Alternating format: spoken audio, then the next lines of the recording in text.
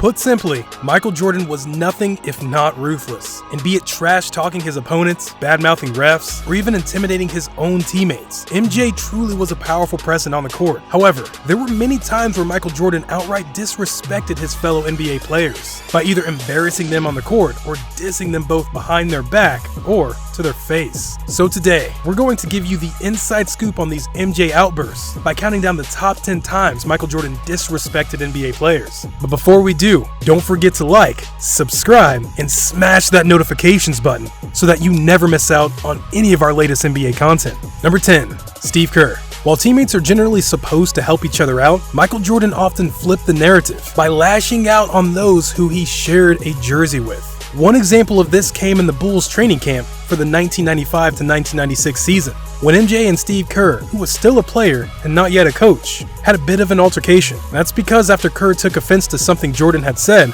Jordan proceeded to punch Kerr in the face, and the two began to box and fight it out. And although Kerr later likened it to being like, quote, the kid in Jurassic Park who got attacked by the Velociraptor, both would later go on to say that this fight actually strengthened their relationship, as Kerr believes that the fact that he fought back earned him some respect from MJ, and MJ claimed that the fight made him realize how silly it was to bully other teammates. And when you consider that the two would then go on to win 3 championships together, we guess this just goes to show that the two really did end up becoming friends in the end. Number 9, Muggsy Bogues. As far as NBA players go, few stuck out as much, or should we say as little? That's because at a height of just 5'3", he was by far the shortest person to ever play in the NBA. Yet despite this, he was able to pull off double-digit shooting stats for a total of 3 seasons. However, that all came to a halt in the 1995 playoffs. That's because while being guarded by Michael Jordan in the 4th game of the first round of the NBA playoffs, MJ reportedly stepped back from Bogues and cried, quote, "Shoot it, you effing midget." Unfortunately for Bogues, despite being wide open, he ended up missing the shot, leading to the Bulls winning the game and Bogues Hornets losing the series. As while this experience may have really sucked for Bogues, it marked a major downturn in Bogues' career, as he would steadily decline every year afterward. Yet worst of all, when you further consider that Bogues would go on to say that MJ's comment on the fateful night was what ultimately ruined his career, it becomes clear that MJ's words and actions really were impactful to those around him. Number 8, Kwame Brown.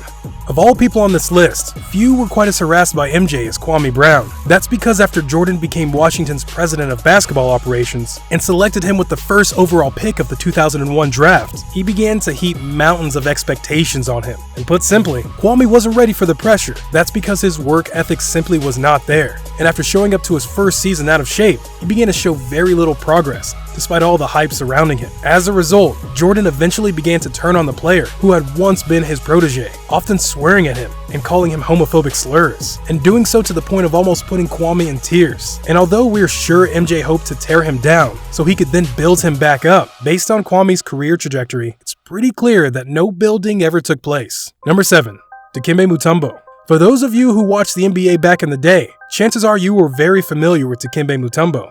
After all, the 7'2" center from the Democratic Republic of Congo was a beast during his time in the league, as he had 4 seasons where he averaged a double-double and was an 8-time All-Star and 4-time Defensive Player of the Year. However, Mutombo, like most players, would occasionally trash talk, and as a result, during one game, he taunted MJ by telling him to shoot his next free throw with his eyes closed. Then, after a chuckle, MJ told him, "Hey Mutombo, this one's for you, baby," closed his eyes, and swished the free throw in for all to see. Makes it, 3 games now, right? Jordan. Number 6, Patrick Ewing.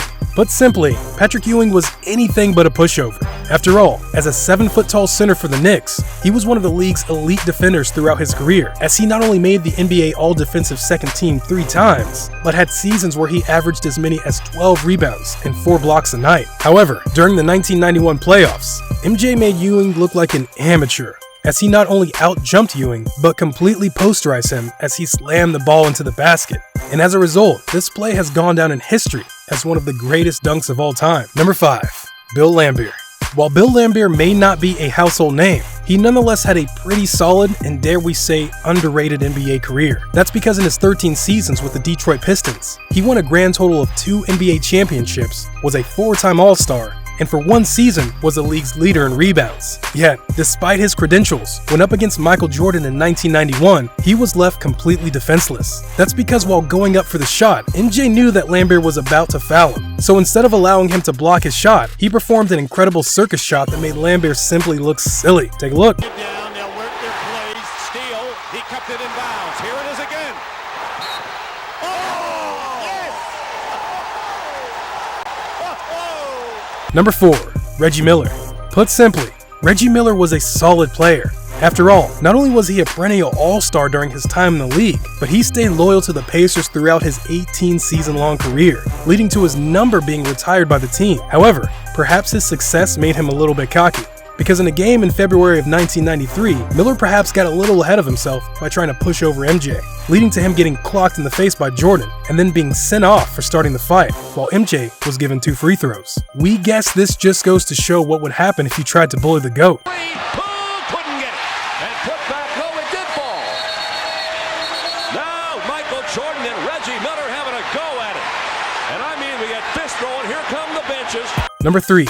Robert Parish. Of all the players that MJ had as teammates, few were quite as famous as Robert Parish. That's because before joining the Bulls, he had already amassed a total of 3 NBA championships while on the Boston Celtics, as he had played alongside Larry Bird and Kevin McHale to make Boston's Big Three throughout the 1980s. However, when he joined MJ's Bulls in 1996, he didn't exactly get the warmest of welcomes. That's because in one of his first practices with the Bulls, Parish botched one of the plays and soon found Jordan just inches from his face, telling him that, quote, "I'm not as enamored with you as these other guys. I've got some rings too. I'm going to kick your ass." And although Parish reportedly responded back that, quote, "No, you really aren't," we're sure that this exchange definitely created some tension between the two. Number 2. Rodney McRae.